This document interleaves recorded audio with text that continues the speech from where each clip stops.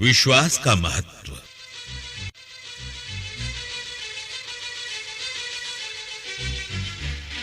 विश्वास उन बातों की स्थिर प्रतीक्षा है जिनकी हम आशा करते हैं और उन वस्तुओं के अस्तित्व के विषय में दृढ़ धारणा है जिन्हें हम नहीं देखते।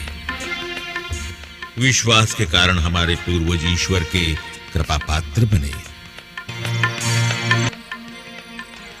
विश्व मृत्यु का अनुभव धर्मग्रंथ उसके इब्राहिम ने ईश्वर का बुलावा स्वीकार किया और ये न जानते हुए कि वो कहां जा रहे हैं, उन्होंने उस देश के लिए प्रस्थान किया जिसका वो उत्तराधिकारी बनने वाले थे।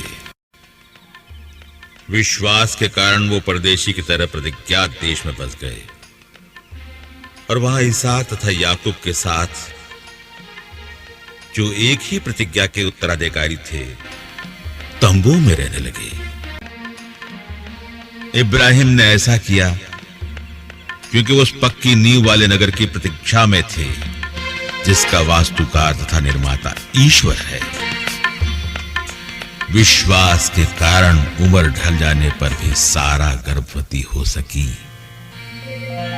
क्योंकि उनका विचार ये था कि जिसने प्रतिज्ञा की है वो सच्चा है और इसलिए एक मरणासन्न व्यक्ति से वो संतति उत्पन्न हुई जो आकाश के तारों की तरह असंख्य है और सागर तट के बालू के कणों की तरह अगणित।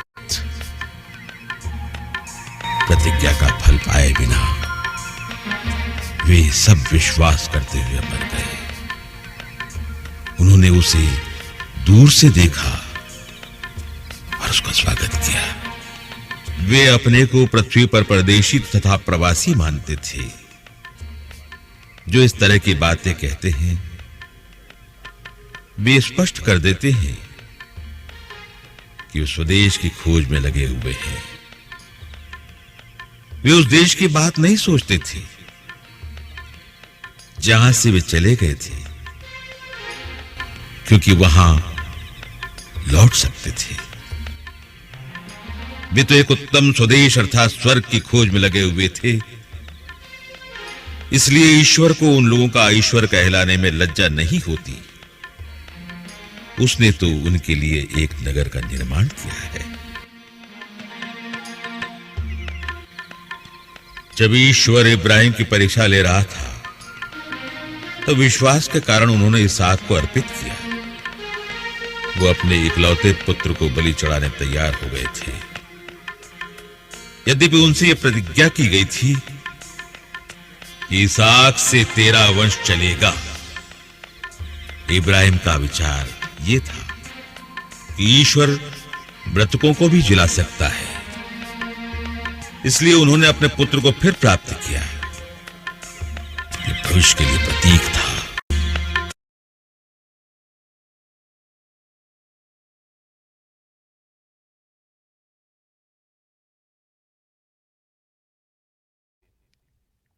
आंधी को शांत करना। उसी दिन संध्या हो जाने पर ईसा ने अपने शिष्यों से कहा, हम उस पार चलें। लोगों को विदा करने के बाद शिष्य ईसा को उसी नाव पर ले गए जिस पर वे बैठे हुए थे। दूसरी नावें भी उनके साथ चलीं। उस समय एकाएक झंझावात उठा।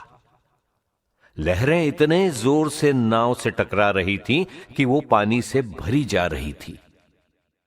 ईसा दुम्बाल में तकिया लगाए सो रहे थे।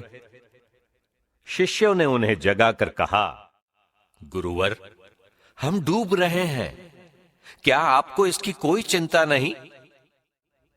वे जाग गए और उन्होंने वायु को डांटा और समुद्र से कहा, शांत हो, थम जा। वायु मंद हो गई और पूर्ण शांति छा गई।